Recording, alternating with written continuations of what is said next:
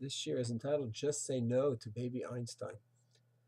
In 1996, a new company began. It was called Baby Einstein. The claim of the company is that these toys, interactive videos, and other kinds of toys, will actually make the baby smarter and will help the baby develop the brain, the cognitive, and other kinds of skills. A little after the company was launched, an amazing article was written, Just Say No to Baby Einstein. Not, not by a Jewish fellow, by Michael Mendiza. He's just writing based on education, his understanding of how the brain works. And he writes the following. He says, every baby needs direct, intimate, playful interaction with caring human beings in the natural world. They need to touch, taste, roll around, in, on, and over safe three-dimensional objects, preferable the warm, soft, round bodies of mothers, fathers, grandparents, children, kids, and puppies. Babies need to see and feel the world responding to their movements. They need to experience the world, respond to movements of mom and dad. Every baby needs this direct, intimate, moving, loving experience. Each new and repeated encounter builds a corresponding neural pattern in the developing brain. The more central, playful, dynamic, and varied the encounters, the more complex the brain becomes. And he writes, that's what we need. Involvement in the three-dimensional world with our bodies, the touch, the hugging, the feeling, the rolling. And he quotes from a previous article written in the 60s, which was about 10 years after the TV came out. Marshall McLuhan, he coined the phrase, the medium is the message. The medium is the message, a profound idea.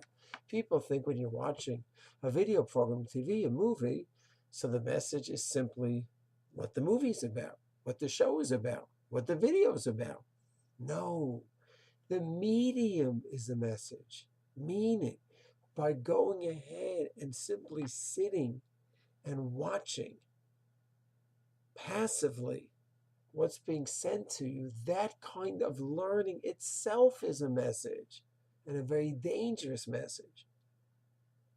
Where you're not really physically interacting with the world, not cognitively interacting in a high serious level, just watching some games which quote supposedly is educational, watching some other video which claims to be educational. And the warning here is that just sitting and watching in that passive way, the medium is the message. Not only is the message of the video and the movie the message, the medium itself. And it's going ahead and taking away quality time when the brain could be developing in so many ways through other kinds of interactions, and instead it's put on halt. And the brakes are put on in terms of real development. And it would be such a crucial time, especially in the younger years. In the younger years, he writes that television computer games are like junk food for the developing brain. Junk food is harmful for two reasons. It displaces nourishing whole food, at the same time fills the body with sugar, refined carbohydrates, fats, all sorts of chemicals, artificial coloring. Screen time displaces full spectrum, three-dimensional, moving, intimate play with loving human beings and nature. The interaction with the box represents a sustained form of sensory deprivation at the most explosive period of brain growth and development. So to me, the message is clear. A person should really understand interaction in the real three-dimensional world.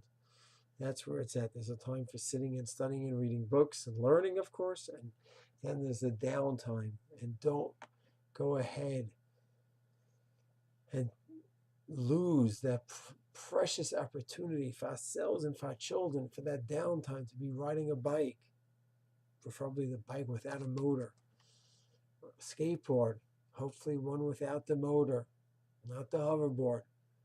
Then you have to work a little bit for jogging, running, basketball, tennis, interaction, wrestling in a fun way. That's the world of education. You have the formal educational hours in school, then the learning in the base medrash, and then there's the informal educational time. Let it be true educational time. Let it be a true outlet, a healthy outlet, a meaningful outlet. One where the brain could continue and the body could continue to develop and not chas v'shalom, regress. Shalom.